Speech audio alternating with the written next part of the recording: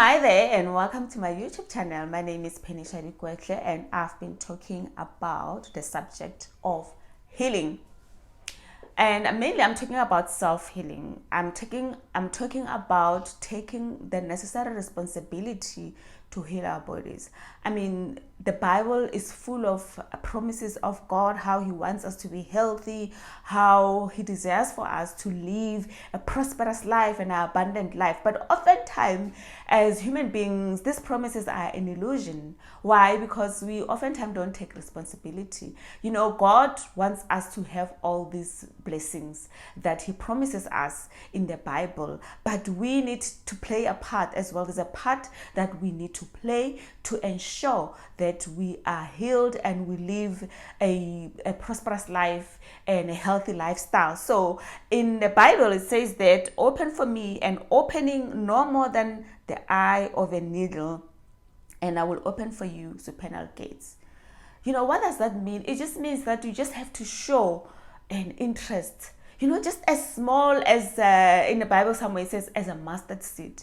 That small interest of being willing and wanting to live a healthy life, an abundant life, and a prosperous life. And I've mentioned that most of the diseases that we are experiencing in our bodies, it's mainly coming from the non-physical realm, the metaphysical realm of coming from our emotions, our negative emotions that we do not deal with, and they fester and fester and fester and boomerang in something that we didn't anticipate. For example, you know, when you have a headache, it's not most often do we sit and pause and ask, where is this headache coming from? What is the reason? What is the root of this headache? Oftentimes we want to take painkillers and eliminate that headache, and it is not really the way to do it. What we need to do is to just pause and sort of like interrogate where this headache is coming from, so that we can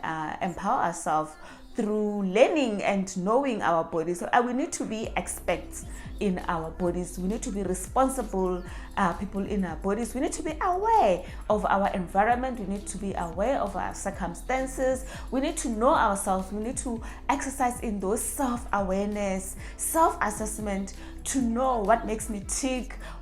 When I eat this, how do I feel after I ate this? When I drink this, how do I feel after I drank this? So it is that empowerment, self-empowerment, that we need to start embarking on.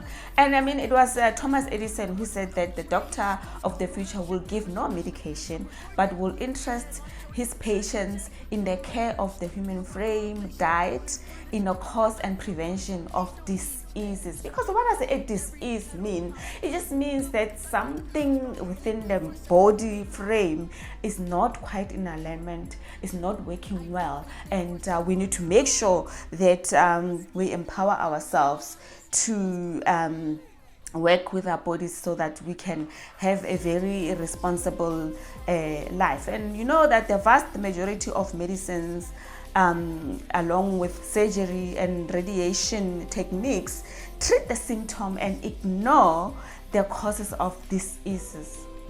So often time we don't really look at what is the real cause of this disease. We want to wrestle with the pain. We want to wrestle with the headache, and we don't want to pay the price of waiting a little longer in order to assess and try to be responsible people, be responsible for our bodies, be responsible for our lives. We just want to eliminate. We're in a rush to eliminate the whatever is bothering us, or the discomfort. I mean, we are in the era of wanting comfort at all times. We talk about comfort food, we talk about everything comfortable. I'm uncomfortable, so what does that mean? It means that I need to get myself in a comfortable state, and that is really not empowering. That is really even sabotaging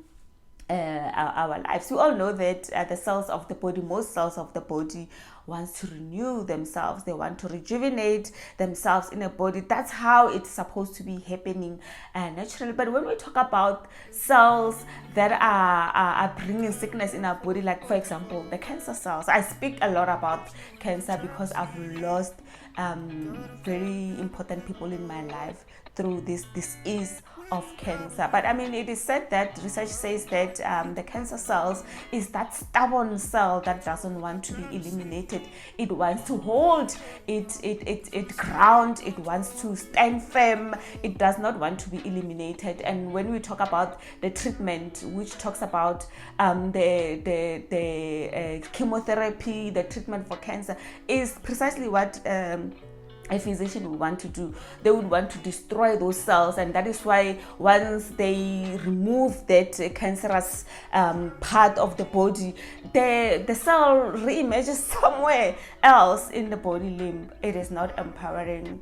It is about time that we start to really take our life seriously and be empowered to be responsible human beings that will take part in a life of the body, and in our healing, and in making sure that we stay healthy. And I mean, it is said that also diet plays a very important role in healing. What we eat, how we exercise the body, the sun. I mean, it's said that the sun is also important in ensuring that we stay healthy. Even I've had some guy also healing himself with this laughter, you know, like being joyful, being happy, also empowers us in staying the course and being creators of our realities that we are meant to be. We are meant to thrive.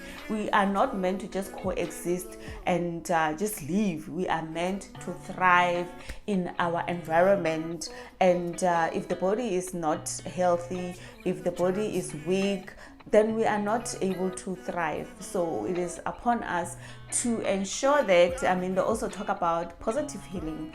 You know, when you are positive, you tend to vibrate at the frequency of happiness, where there is peace, where there's laughter, where there's light, where there's joy, where there's love. It is not going to be easy for forces of the negative side to come and dwell with someone who is negative. I mean, there's a whole lot of things happening in our world, but the things sometimes we don't even see.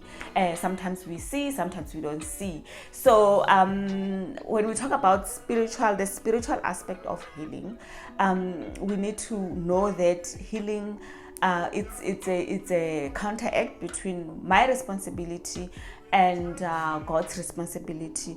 And God has given us resources, I mean, stemming from angels, stemming from the important power of the body.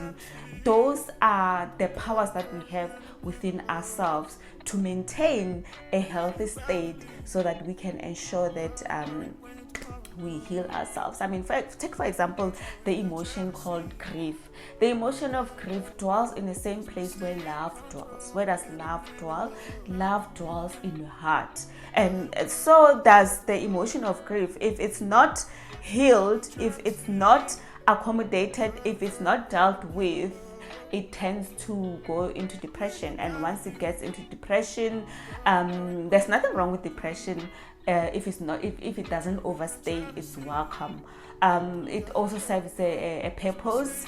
Understanding, it goes to what I've just said about knowing your body system and understanding what you need and when you need it. You are able to be the powerful creator of your own reality. So I want to bring this topic of healing to an end, and I will talk more about it and about the emotion of grief, because it's an emotion that I recently experienced through the passing of my mom, and I want to talk about later on in the next video. I will talk about how to deal or how to transform. I'm a transformation coach. I talk about transforming. I don't talk about escaping, because when you're not facing the issues of life, they tend to be something else, because you may think that, oh, because I'm not facing it, it's not gonna materialize. But somewhere in our subconscious mind, this thing will be eating you. They say that the emotion, the sickness, the disease called dementia or Alzheimer's, I think it's coming from people who exactly didn't want to face their realities, the people who escaped in life, the people who avoided issues, and then now this boomerangs as something called dementia, because this person wasn't facing life. They were just ignoring issues, and the issues kept on piling and piling and piling. So there's a certain way of dealing with this emotion, and specifically with the emotion of grief. You need to face it, you need to address it, you need to let it go by transforming it. When you go into a dark place, the idea is to flip the switch so that the light can enter. So when you're in that dark place, I've felt the emotion of grief. It is so dense. It is so healthy, so unhealthy, so heavy, that the reaction would be, I don't want to feel like this. I need to let go of this emotion, or I need to just escape. Rather than letting go. Letting go is a different story, but escape is avoidance, avoiding it, so that with the hope that you think that it's going to disappear, and it doesn't disappear. It boomerangs in something else. So I will talk in more detail about that shortly. Thank you for listening thus far, and I will catch you later. Bye.